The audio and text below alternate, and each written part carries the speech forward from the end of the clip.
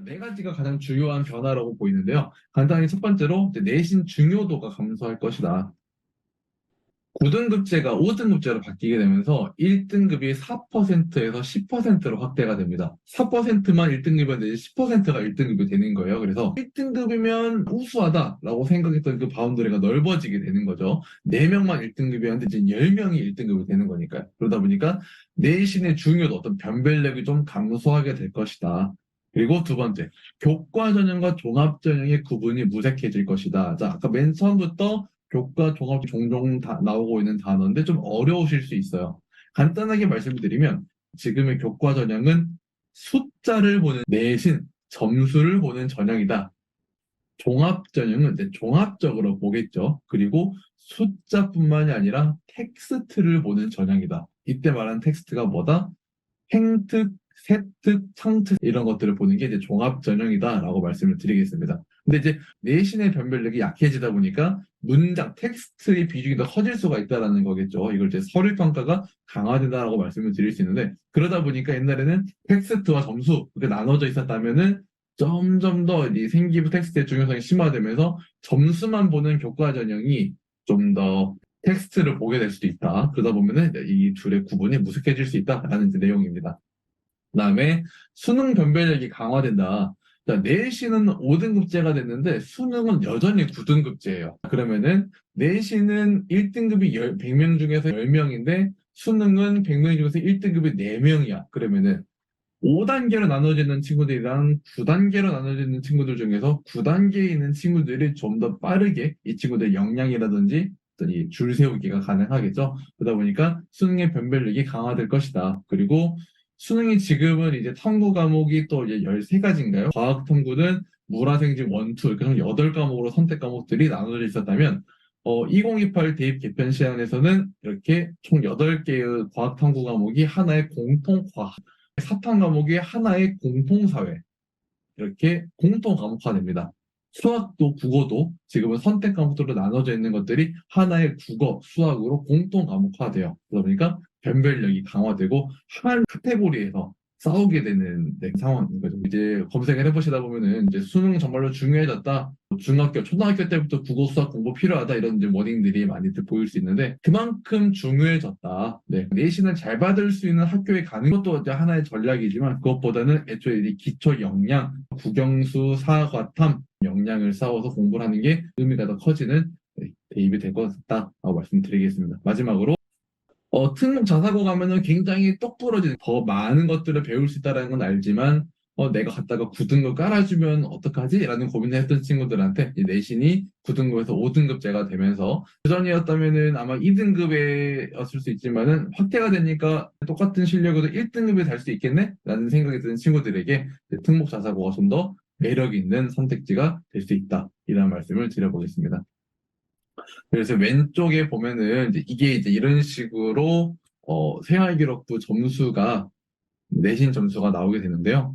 1학기, 2학기, 뭐 단위수 이렇게 나와 있고 이제 석차 등급이 이 친구 같은 경우에는 5등급, 7등급 이런 등급을 받았지만 네 하여튼 학종을 준비하고 좋은 세특을 만듦으로써 빨간색으로 표시를 했는데 인서울 대학 공대 학종 4개를 합격할 수 있었다. 무슨 말씀을 드리고 싶냐면 희망 고문은 아니에요. 그러니까 생기부를 잘 써서 내신을 뒤집는 것 정말로 쉬운 일은 아닙니다. 하지만 내가 주체적으로 탐구하고 노력한 내용들이 잘 반영됨으로써 분명히 내신의 아쉬움을 극복할 수 있는 수단은 될 수 있다.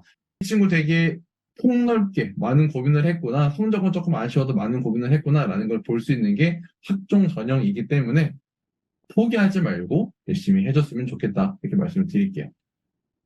네, 이런 식으로 나오고 있고 세특도 개인정보다 보니까 잘 보여주진 못했는데 태부님 특기사항 이런 것들이 중요하다. 2부 맛보기에 있는 내용들인데요. 네, 간단히 말씀드리면 결국 이 학생이 어떻게 공부를 했는가들이 가장 잘 드러내는 게 세특이라서 세특을 유의미하게 잘 써주는 게 중요하다. 이렇게 말씀을 드리겠습니다. 자세한 내용은 유튜브에 올라간 2부에서 보실 수가 있습니다. 2부 맛보기 제가 이제 2부에서는 좋은 세특들을 하나 분석하는 그런 시간을 가졌었는데요.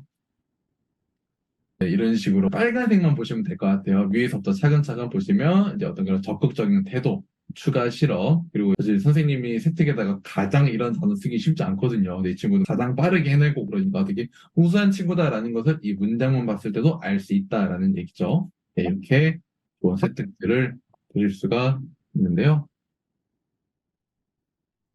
이건 이번 2023학년도에 서울대 공과대학 건축학과에 합격했던 친구. 근데 굉장히 저도 보면서, 아, 이 친구 굉장히 궁금한데 싶었던 부분이 있어서 빨간색으로 표시를 해봤습니다.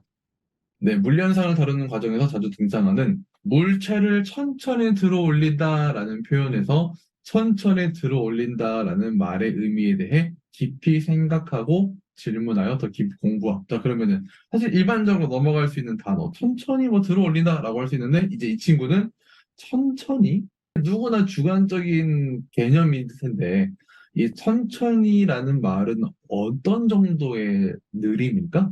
천천히일까? 이런 부분을 깊이 생각을 했다는 거죠. 그래서 저는 여기서 되게 좋은데 생각했던 이유가 남들은 다들 대충 생각하고 넘어가는 부분을 집중해서 깊이 있게 탐구할 수 있는 허투루 넘어가지 않는 그런 모습들이 생활기록부에 들어갔고 또 그런 부분들이 좋게 평가받지 않았을까라는 생각이 들어요. 아래 빨간색으로 또 표시된 부분이 우리 학교가 지진으로 무너질 확률은 얼마일까라는 걸 주제로 작성했다고 하는데 물론 내 지진으로 무너지면 안 되겠지만 기왕이면 내가 탐구할 때 어떤 나와 관련된 내 주변에 있는 것들 내 개인적인 내용을 이렇게 탐구하는 거 굉장히 참 좋아 보였다. 우리 그 아카데미 시상식에서 기생충으로 감독상을 수상하셨던 봉준호 감독님이 그러니까 앞에 또 마틴 스콜세지 감독의 말을 인용해서 이런 말을 했었죠. 가장 개인적인 것이 가장 세계적인 것이다. 우리 대한민국 교육 이런 학종에서 엮어서 생각을 해보면 가장 개인적인 것이 가장 대학을 잘 갈 수 있는 길이다. 이렇게도 생각을 해볼 수 있지 않을까. 그래서 남들 다 하는 그런 것들도 이제 의미가 있겠지만 그보다는 내 생활 기록부니까 내가 더 많이 묻어나올 수 있게끔 고민을 하고 탐구 주제를 짜면 좋겠다라는 말씀을 같이 드려볼게요. 여기 산 증인으로서 서울대 합격했던 친구가 이렇게 있죠. 추가로 또 국어교과에서 게임 시나리오 작가에 대해 탐색하는 과정에서 어떤 철학이라든지 게임의 세계관을 잘 담아낸 친구인데 이런 식으로 이제 좋은 사건 예시들을 2부에서 볼 수가 있었고요. 이거는 이제 제가 썼던 건데 이것도 굉장히 중요하고 조금 참고하셨으면 좋겠어요. 협업 능력과 관련된 과세특 예시인데 저는 실제로 이제 학교에서 이 협업 능력 관련해가지고 세특을 쓸 때에 팀 리더랑 적극적인 팀원이랑 무임승차하는 팀원의 세특을 따로따로 적었어요. 왜냐면 학종에서는 공동체 역량이라고 말할 정도로 협업 능력, 리더십, 소통, 배려 등을 높게 평가하는데 이런 부분들이 결국 가장 잘 드러나는 건 모든 활동, 이겠죠. 그래서 이 모든 활동을 이런 식으로 선생님들이 구분해서 쓸 수 있다. 간단하게 좀 내용을 한번 보시면 좋을 것 같고요. 제가 이제 학교에서 실제로 고1 국어를 가르치면서 썼었던 과세특 작성 내용인데요. 이런 내용들로 써지면 이 친구가 굉장히 좋은 학생이다라는 것들이 돋보이지 않을까라는 생각을 할 수가 있을 것 같아요. 제가 이건 두 개만 읽어볼게요. 텍스트의 문맥 파악 및 글쓴이의 의도 파악에 능숙합니다. 이 내용은 국어 교과 역량으로서 넣었고요. 어휘를 적재적소에 활용, 이것도 교과 역량으로서 표현을 했고, 내용 전달에 탁월한 역량을 발휘한 감각적이고 구체적인 표현을 통해 자신의 의사를 능숙하게 전달하는 말하기 쓰이기를 보임. 이거는 그 친구 국어를 잘 배웠다는 것을 드러내기 위해서 썼던 텍스트 내용이었던 것 같아요. 여기 맨 마지막 거 보겠습니다. 내 삶과 관련 있는 컨텐츠 감사문이 수행평가였는데요. 이 친구는 정보 보안 전문가를 꿈꿨었던 친구였던 것 같아요. 이 과제를 위해 영화 스노든을 보고 글을 씁니다. 주인공 스노든을 정보 보안 전문가로서의 롤모델로 설정하고 공권력과 개인의 소신에 대해 깊게 고민함.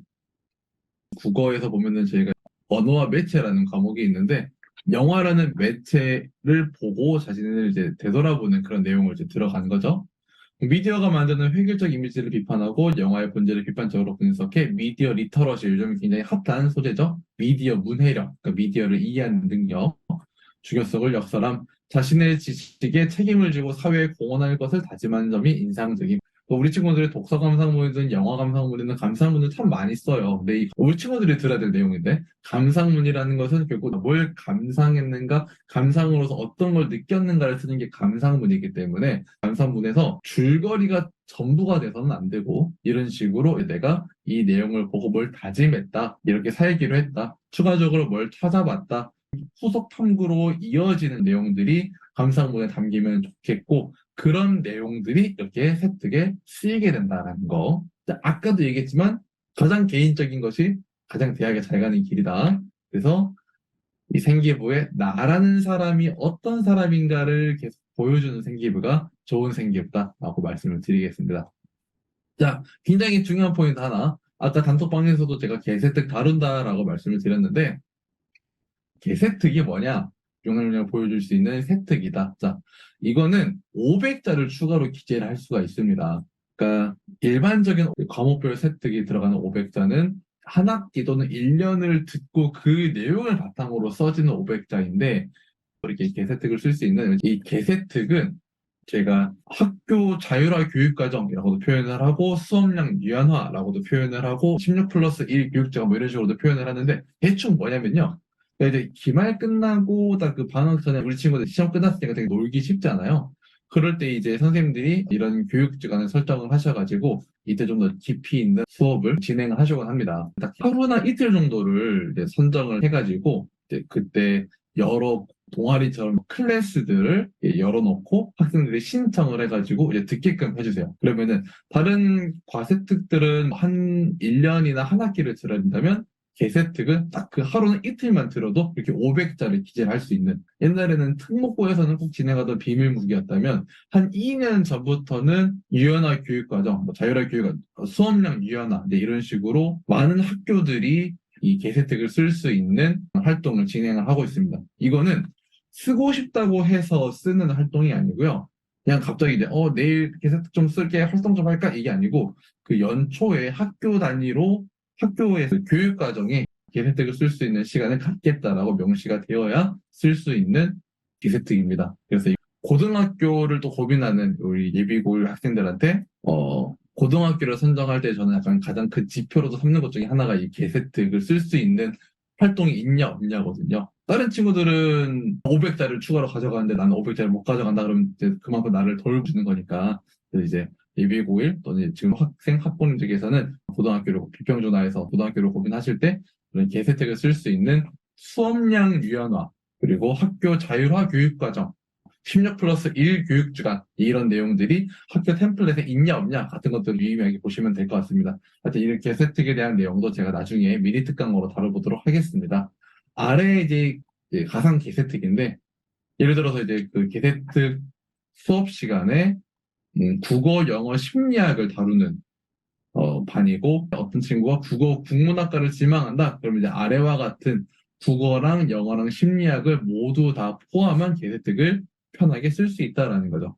과목별 세부 특기 사항은 과목에 한정된 또는 교과 자체에 집중된 세특을 대부분 써야 되지만 이렇게 개세특 같은 경우에는 아예 그냥 처음부터 반 자체가 예를 들어서 생명 플러스 화학, 사탐에서는 뭐 여행 지리 플러스 사회문화 이런 식으로 융합된 반들을 개설하기 때문에 훨씬 더 융합 역량을 잘 드러낼 수 있다라고 이해할 수 있습니다. 다른 과목들이 정보 땡땡 이렇게 써져 있다면 이런 개세특은 그냥 땡땡 없이 융합 프로젝트 이렇게 쓰여 있다. 네, 이것도 2부 맛보기 내용이라서 2부에서 좀 더 구체적으로 보실 수 있어서 빨간 글씨들만 구체적으로 보고 넘어가 주시면 될 것 같습니다. 여기 이제 왼쪽에 그러니까 수행평가를 했을 때 왼쪽 내용으로 쓸 수도 있지만 이 수행평가에 대해서 이런 식으로 쓰면은 좀 더 많은 것들을 보여주는 생기부가 되겠다라는 말씀이고요. 생기부의 학년 내 연계를 담자 일부러 막 우겨내는 거는 이제 좋지 않고요. 그러니까 이제 명확한 목표를 가지고 학년 내에서 이제 국어에서도 수학에서도 사탐에서 내가 잘 배웠다라는 교과 역량을 넣는 게 최우선이고 그다음에 이제 뭐 진로든 목표든 이제 이런 내용들이 곳곳에 들어가면 좋겠다. 학년 내에서 여러 과목들에 들어갔다면 그다음에 1학년 때 넣었던 내용이 2학년 때는 좀 더 고도화돼서 이렇게 들어가면 더 좋겠다라는 거죠. 왼쪽에 있는 거죠. 옛날에 우리 친구들 하노이의 탑이라는 장난감인데 점점 작아지는 것처럼 점점 선택과 집중이 되는 생기부가 되면 좋겠다. 독서 활동 상황인데요. 독서 활동 상황은 현 대입에서는 반영이 되지 않기 때문에 그러면 쌤 이제 독서 활동 상황이 대입에 위반이 되니까 그냥 책 안 읽어도 되나요? 이게 아니고 여기 이 부분이 굉장히 중요합니다. 여전히 독서 활동은 중요하지만 독서 활동이 대입에 위반형되기 때문에 세특이나 행특이나 행특 같은 곳에 이제 들어가야 된다. 옛날에는 독서 활동 상황이 있었을 때는 책 이름하고 작가만 들어갔어도 얘가 이 책을 읽었나? 라는 걸 티를 낼 수 있었어요. 근데 지금은 그 텍스트 문장 사이에 책 이름과 작가만 띡 넣기가 그렇단 말이죠. 그래서 이렇게 독서 내용을 쓰더라도 뭐에서 읽음에서 끝나는 게 아니라 읽음으로써 뭘 구체화함, 뭘 느낌, 어떤 것을 탐구함, 어떤 것을 다짐함 이렇게 책을 읽게 된 경험 전후로 내가 뭘 느꼈는지 구체적인 뭘 배웠는가에 대한 나의 경험들이 들어가는 게 필요하다. 그래서 적절하게 깊이 있게 나만의 독서 경험을 녹여내면 좋겠다. 네. 저희 이번 올해 초에 저희 단톡방에서 2023년을 함께 시작한 인생 추천도서라고 해서 이렇게 상세하게 책 제목, 누가 추천했는지, 어떤 장르인지, 어떤 계열의 학생에게 추천하는지, 그리고 추천 이유까지도 상세하게 다루는 100권이 넘는 인생 추천도서 목록이 있습니다. 인생 추천도서 목록이 들어가게 있는데 제가 링크를 같이 넣어놨는데요. QR코드도 있는데 링크로 네. 그래서 이런 식으로 독서 활동 상황이 쓰여진다. 이거는 본인의 생활기록부 찾아보는 게 유행이라 그래가지고 제가 찾아본 제 고등학교 시절 생활기록부 독서 활동 상황인데요. 뭐 이렇게 많이 읽었던 거 길게 쓸 수 있는 그런 시대였습니다. 이렇게 마지막으로 이제 생활기록부의 마무리, 행동 특성 및 종합 의견 두 글자로 행특이라고 합니다. 행특은 다른 것들은 이 학생이 뭘 했는가라든지 탐구 주제 이런 것들이 들어가지만 이 행특은 정말 선생님이 이 학생에 대해 느낀 것, 이 학생이 어떤 것을 활동했고 어떤 모습을 보여줬는지 결국 교사 추천사의 역할을 해주는 영역입니다. 그래서 아래 보신 것처럼 인성, 발전 가능성, 학업 역량, 전공 적합성 등 총체적으로 학생을 이해할 수 있는 항목이다.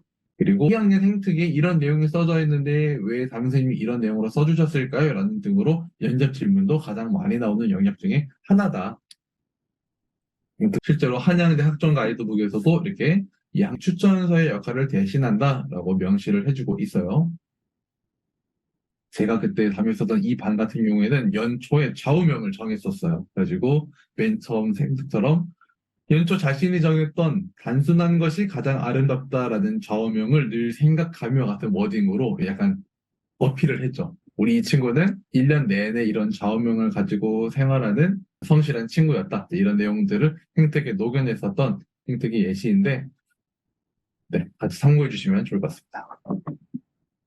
지금 이제 12월이다 보니까 이제 1년 생활기록부를 마무리하는 시간이 됐죠. 운이 좋아가지고 좋은 학생들을 가르칠 기회가 있었는데, 사실 이 학생들도 좋은 학생들이지만 지금 여기 강연을 참여해주고 계시는 우리 학부모님들의 자녀들, 그리고 우리 친구들도 본인들이 1년 동안 열심히 학교 생활을 하면서 가져왔던 어떤 보물 같은 기억들, 시간들이 있을 거예요. 우리가 여행을 갔다 오면 남는 게 사진이다라고 하는 것처럼 고등학교를 마칠 때 남는 것은 생활기록부인 것 같아요. 그래서 열심히 한 활동들이 생활기록부에 남지 않는다면 나조차도 까먹을 수가 있습니다. 이때 선생님들께서도 너 생활기록부 쓰려면 이러이러한 자료들을 가지고 와라 라고 말씀들을 많이 해주실 거예요. 그때 안 챙기면은 나중에 후회도 늦다라는 거. 생활기록부 정정 정말 쉽지 않습니다. 쌤, 저 그때 그 내용 안 넣었어요. 라고 해가지고 정정 안 해줘요. 그래서 마감하기 전에 내가 어떤 내용을 넣고 싶은지, 그리고 아직 우리가 1년이 끝난 게 아니니까 지금이라도 더 많은 활동들을 하기 위해서 쓰레기라도 더 많이 지우시고, 칠판이라도 더 많이 지우시고, 친구들과 함께 더 많은 시간을 보내면서 공동체 역량이든 협동 역량이든 많은 내용들을 신기부에 담아내기 위해 노력했으면 좋겠다. 끝날 때까지 끝난 게 아니다. 네, 이렇게 마무리를 말씀드리겠습니다. 실제로 이렇게 행특이 쓰여진다. 이것도 같이 보시면 좋을 것 같아요.